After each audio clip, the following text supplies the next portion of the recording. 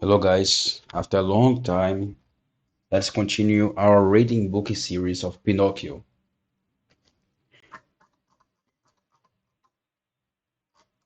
Chapter 18.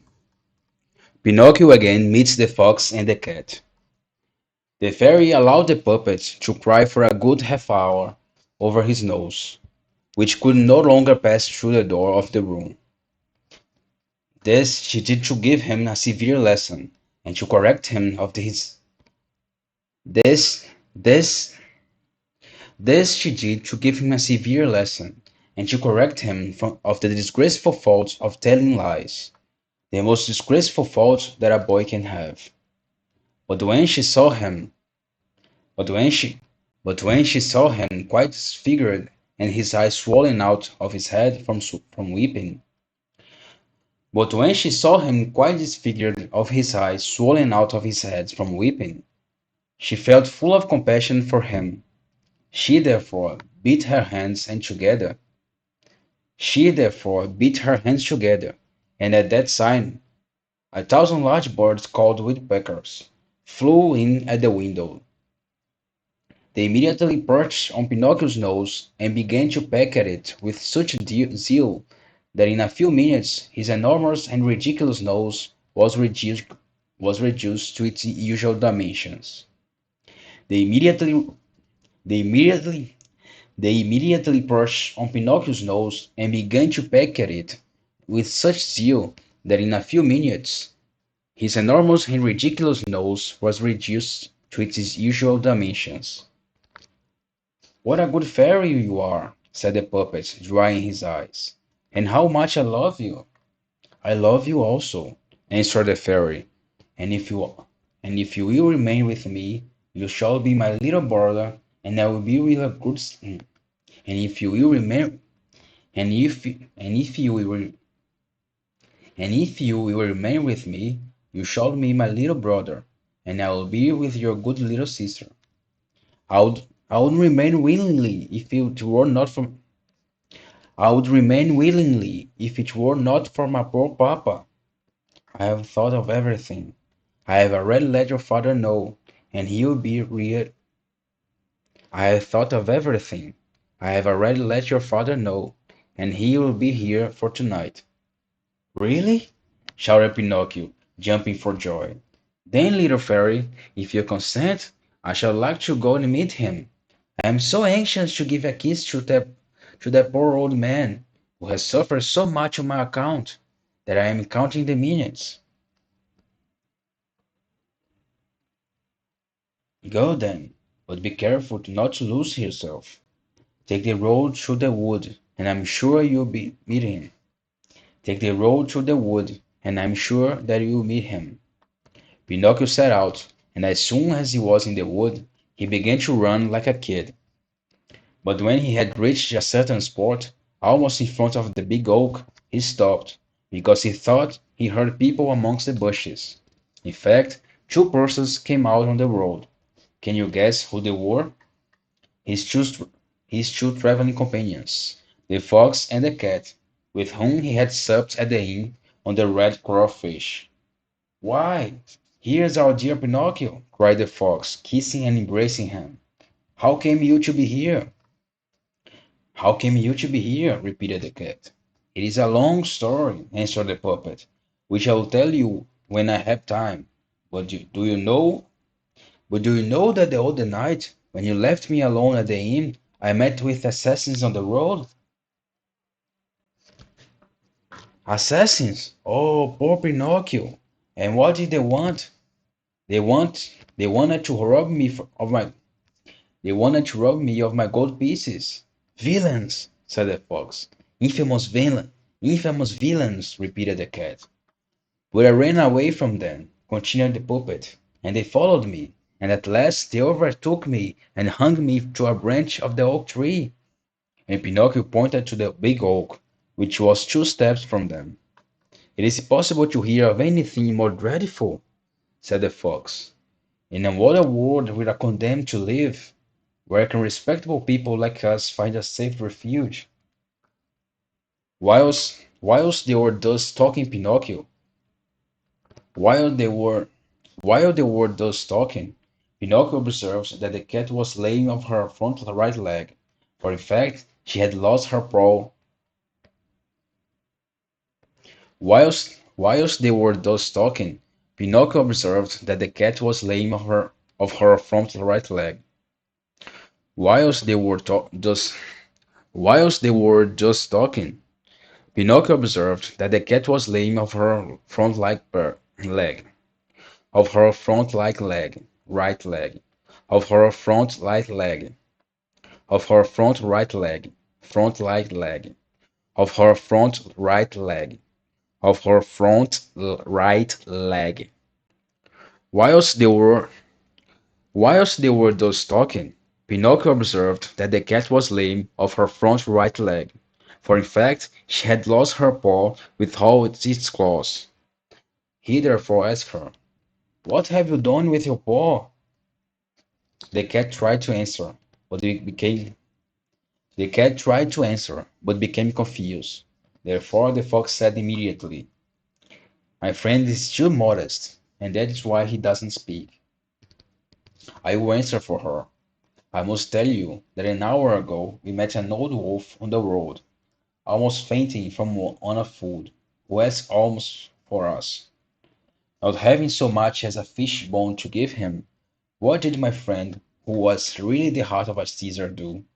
She bit off one of her forepaws and threw it to that poor beast that he might appease his hunger." And the fox, in relating to this, dried a tear.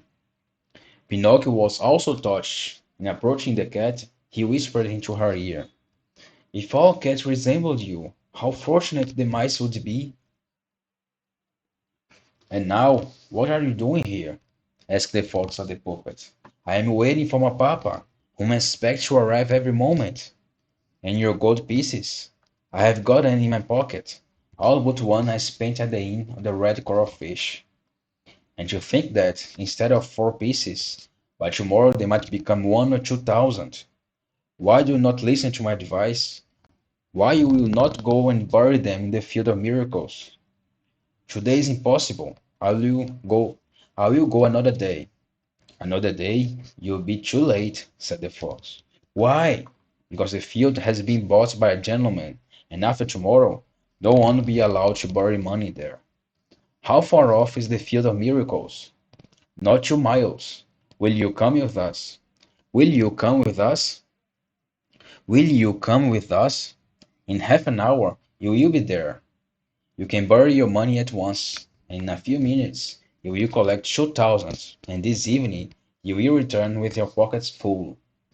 Will you come with us?" Pinocchio thought of the good fairy, old Geppetto, and the warnings of the talking cricket, and he hesitated a little before and he hesitated and he hesitated and he hesitated a little before answering.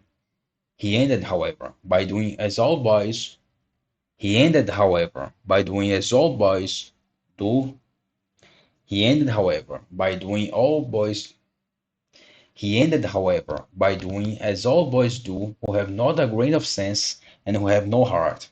He ended by giving his head a little shake and saying to the fox and the cat, "Let us go. I will come with you." "Let us go. I will come with you." And they went. After having walked half the day, they reached a town that was called Trap for Blockheads. As soon as Pinocchio entered this town, he saw that the streets were crowded with dogs who were yawning for hunger, shorn sheep trembling with cold cocks, and as soon as Pinocchio entered, as soon as Pinocchio entered this town, he saw that the streets were crowded with dogs who were yawning for hunger, shorn sheep trembling with cold, cocks without cubs begging for a grain of Indian corn, large butterflies that could no longer fly because they had sold their beautiful colored wings, peacocks which had no tails and were ashamed to be seen, and pheasants that went scratching about in a subdued fashion, mourning for their brilliant gold and silver feathers gone forever. In the midst of this crowd of beggars and shamefaced creatures, some lordly carriage passed from time to time containing a fox, of a thieving magpie, or some other ravenous bird of prey. And where is the field of miracles? Asked Pinocchio. It is here, not 2 steps from us. They crossed the town, and having gone beyond the walls, they crossed the town, and having gone beyond the walls, they came into a solitary field. Here we are, here we are, said the fox to the puppet. Now stoop down and dig with your hands a little hole in the ground and put your gold pieces into it. Pinocchio obeyed. He dug a hole, put into the Pinocchio obeyed. He dug a hole, put into it the 4 gold pieces that he had left. He dug a hole, he dug a hole, he dug a hole, put into it the 4 gold pieces that he had left, and he filled up the hole with a little earth. Now then, said the fox, go to that canal close to us, fetch a can of water, and water the ground where you have sowed them. Pinocchio went to the canal, and as he had no can, he took off one of his old shoes, and filling it with water, he watered the ground of the hole. He then asked, is there anything else to be done? Nothing else, answered the fox. We can now go away. We can return in about 20 minutes, and you will find a shrub already pushing through the ground, with its branches quite loaded with money. The poor puppet, beside himself with The poor puppet, beside himself with joy, thanked the fox and the cat 1,000 times, and promised them. The poor puppet, beside himself with joy, thanked the fox and the cat 1,000 times, and promised them a beautiful present. We wish for no presents, answered the 2 rascals. It is enough for us to have taught you the way to enrich yourself without undergoing hard work, and we are as happy as people out for a holiday. Thus saying, they took leave of Pinocchio, and wishing him a good harvest, went about their business. And that's the end of this chapter. The only thing I don't understand is why the fox and the cat didn't just do that in the last time. They could easily do that and avoiding all the trouble they had with Pinocchio. The cat will not lose the cat will not lose the cat will not lose her paw, and they not had all the trouble running after him and falling on the ditch and all other things. The Deuce could take him to the land of miracles, made him dug the hole, put the coins, and distract him away from that uh, and steal the money.